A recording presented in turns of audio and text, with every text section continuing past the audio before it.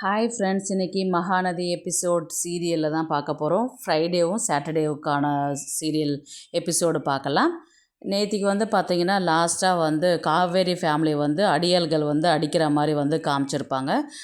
இப்போது ப்ரெசண்ட்டுக்கு இப்போ ஸ்டார்ட் எப்படி பண்ணுவாங்க அப்படின்னு பார்த்திங்கன்னா, காவேரியோடைய அம்மா அழுதுகிட்ருப்பாங்க வீட்டில் உட்காந்துக்கிட்டு.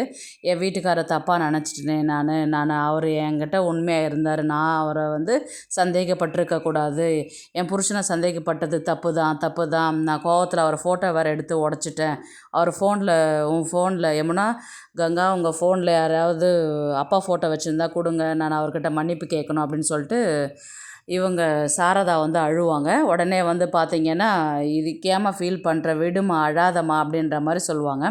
அதுக்கப்புறம் பார்த்திங்கன்னா அந்த பாட்டி என்ன சொல்லுவாங்கன்னா, நீ கூட பேர பசங்கன்னு சொல்லிவிட்டு அவங்கள தூக்கி வச்சுக்கிட்டு பேசிக்கிட்டு இருந்தியே, இது நியாயமா அப்படின்ற மாதிரி கேட்டதுக்கு, அவங்க பேசுனதும் அவங்க நடந்துக்கிட்ட விதமும், நீங்கள் எல்லாருமே எனக்கு வேணும்னு போகும்போது நான் மட்டும் எப்படி தனியாக இருக்க முடியும் அப்படின்ற மாதிரி, அதனால தான் நானும் பேர பசங்களாக ஏற்றுக்கிட்டேன் அப்படின்ற மாதிரி இவங்க அந்த பாட்டி சொல்லுவாங்க. உடனே பார்த்திங்கன்னா விஜயோடைய பாட்டி தாத்தா அவங்க சித்தப்பா பேசுகிறது தான் காமிப்பாங்க. அவங்க பார்த்திங்கன்னா, இது இன்றைக்கி முடிய போகிறதில்ல இந்த பிரச்சனை, இப்போது போலீஸில் வேறு கம்ப்ளைண்ட் கொடுத்துருக்குதுன்னா கண்டிப்பாக அவன் ஏதாவது பிரச்சனை பண்ணுவான்.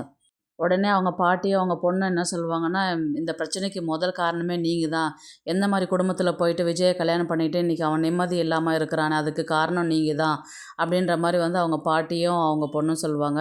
இது இப்போ முடிய போகிறதில்ல, இந்த பிரச்சனை கண்டினியூஸாக போயிட்டே இருக்கும், விஜய் லைஃப்பை இப்படி தலைவலியாக கொண்டு விட்டுட்டிங்களே அப்படின்னு சொல்லிட்டு அவங்க சித்தப்பாவை இவங்க 2 பேரும் திட்டிகிட்டு இருப்பாங்க. உடனே பார்த்திங்கன்னா, சரி நான் பசிக்குதுன்னா சொல்லுமா, நான் போய் சாப்பாடு செஞ்சு கொண்டு வரேன்னு சொல்லிட்டு பார்த்திங்கன்னா கங்கா கேட்பாங்க. அதுக்கு பாட்டியும் சொல்லுவாங்க, காலையிலேருந்து சாப்பிடாத இருக்கிற, நான் சாப்பாடு செஞ்சு கொண்டு வரேன்னு சொல்லிட்டு உள்ளார போய் கிச்சன்லேருந்து ஒரு தட்டில் சாப்பாடு போட்டு கொண்டு வருவாங்க. அந்த நேரத்தில் பார்த்திங்கன்னா பசுபதியோடைய அடியாட்கள்லாம் உள்ளார என்ட்ரி ஆகுவாங்க. யாராவது வீட்டில் இருக்கிறாங்களா பாரு அப்படின்ற மாதிரி பார்ப்பாங்க. யாரும் இல்லை அப்படின்ற மாதிரி இருப்பாங்க. அதுக்கு முன்னாடி அடியாட்கள் வரத்துக்கு முன்னாடி தான் நிவினும் யமுனாவும் கிளம்புவாங்க. இல்லை விஜய் வந்ததுக்கப்புறம் போகலாமே, இல்லை விஜய்கிட்ட கால் பண்ணிவிட்டு எந்த பிரச்சனை இல்லை, நான் வந்துட்டுருக்கிறேன், நீங்கள் போங்கன்னு சொல்லிட்டாரு, நம்ம போகலாம் வா அப்படின்னு சொல்லிட்டு இவங்க 2 பேரும் கிளம்பி போன அடுத்த செகண்ட் தான் அடியாட்கள் வருவாங்க. உள்ளார யாராவது உள்ளே இருக்கிறாங்களா பாருங்கள் அப்படின்வாங்க. யாரும் இருக்க மாட்டாங்க. உடனே இவங்க ஃபஸ்ட்டு அடியாட்கள்லாம் என்ன பண்ணுவாங்க, அந்த கீழே இருக்கிற பெட்டு டேபிள் சேரெல்லாம் கீழே தள்ளி விடுவாங்க. யாருடா நீங்கள் அப்படின்ற மாதிரி சாரதா கேட்பாங்க. இவங்க யாருன்னா கங்காவும் பாட்டியும் மட்டும் அமைதியாக நின்றுட்டே இருப்பாங்க.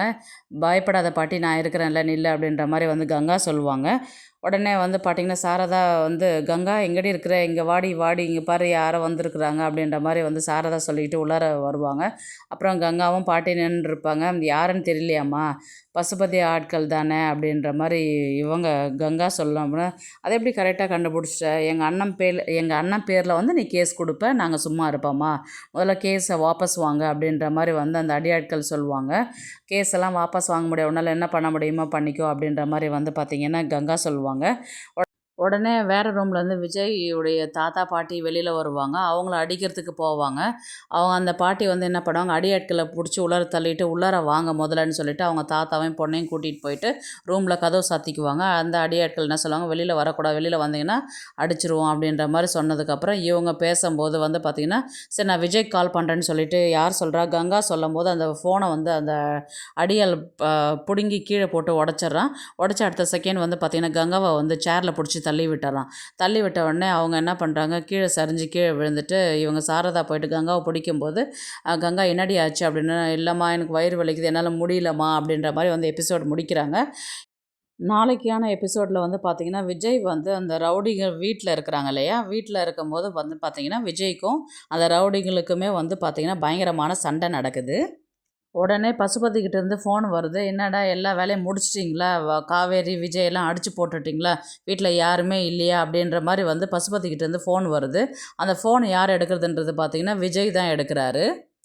உடனே விஜய்க்கு ரொம்ப கோவம் பசுபதி நான் உன்னை சும்மா விட மாட்டேன் அப்படின்ற மாதிரி பேச ஆரம்பிக்கிறதுக்கு முன்னாடியே அவர் பசுபதி என்ன சொல்கிறாருன்னா, விஜய் என்ன அமைதியாக இருக்கிற, எதுவுமே பேசுகிறதுக்கு தோணலையா அப்படின்ற மாதிரி அவர் கேட்குறாரு. உடனே விஜய்க்கு கோவம் ஏய் பசுபதி, நான் உன்னை உயிரோடவே விட மாட்டேன் அப்படின்ற மாதிரி விஜய் பார்த்திங்கன்னா ஃபோனில் சொல்கிறாரு.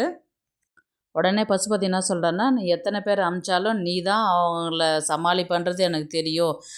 ஒரே ஒரு ஆளாக இருந்து எல்லாத்தையுமே சமாளித்து காவேரி குடும்பத்தை வந்து எத்தனை நாளைக்கு நீ காப்பாற்றிட்டு வருவேன்றது நான் பார்க்க தானே போகிறேன் அப்படின்ற மாதிரி வந்து பசுபதி வந்து சொல்லுவார்.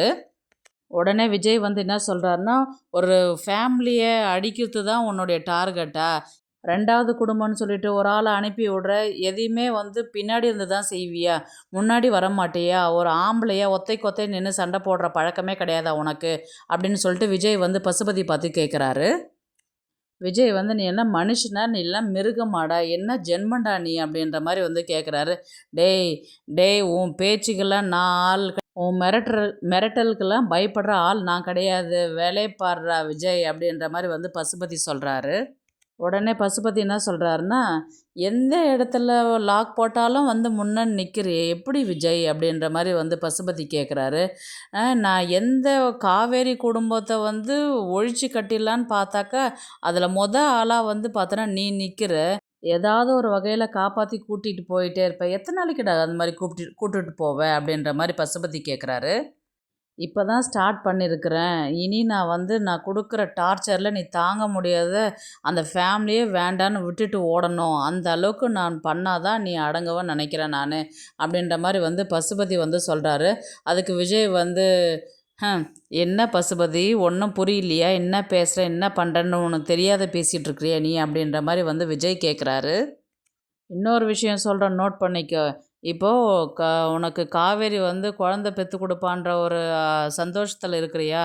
அந்த சந்தோஷம் எத்தனை நாளைக்கு நிலைக்குதுன்றது நீ பார்க்குறியா? அப்படின்ற மாதிரி சொல்லிவிட்டு ஃபோனை கட் பண்ணிடுறாரு. உடனே பார்த்தீங்கன்னா, அவர் விஜய் வந்து போலீஸ்க்கு கால் பண்ணுறாரு. "என்னங்க சார் ராகவ் ஏதாவது ஆன்சர் பண்ணானா? இல்லை ஏதாவது கேட்டிங்களா? அடித்து ஏதாவது கேட்டிங்களா?" அப்படின்ற மாதிரி கேட்டதுக்கு எதுவுமே பதில் சொல்லவே இல்லை. பெங்களூரில் இருக்கிறாங்க மட்டும் தான் சொன்னான். மற்றபடி எந்த ஒரு விஷயத்தையுமே சொல்லவே இல்லை. அப்படின்ற மாதிரி வந்து போலீஸ் வந்து விஜய்க்கு இன்ஃபார்ம் பண்ணுறாங்க. உடனே விஜய் வந்து என்ன சொல்கிறாரு, நிவினுக்கு கால் பண்ணி நம்ம ஃபஸ்ட்டு ராகினியை வந்து பிடிச்சா தான் நம்மளுக்கு விஷயம் என்னான்னு தெரியணும். இப்போ நம்ம ராகினியை தான் டார்கெட் பண்ணோம். நம்ம ஃபஸ்ட்டு ராகினியை போய் பார்க்கலாம் வா அப்படின்ற மாதிரி வந்து நிவின் கிட்ட சொல்கிறாரு. உடனே பசுபதி வந்து ராகினிக்கு ஃபோன் பண்ணி, இந்த இடத்துல நீ இருக்காத, இங்கேருந்து கிளம்பிடு நீ அப்படின்ற மாதிரி வந்து பசுபதி வந்து ராகினிக்கு இன்ஃபார்ம் பண்ணுறாரு. விஜய் வந்து நிவினை பிக்கப் பண்ணிவிட்டு நேராக ராகினி வீட்டுக்கு தான் போகிறாங்க. ராகினி வந்து வெளியில் கிளம்பி போகிறத வந்து ராகினி பின்னாடியே இவங்க 2 பேர் ஃபாலோ பண்ணிட்டு போகிறாங்க. போனதுக்கப்புறம் பார்த்திங்கன்னா, ராகினி காருக்கு முன்னாடி கொண்டு போயிட்டு விஜயோடைய கார் நிற்கிது.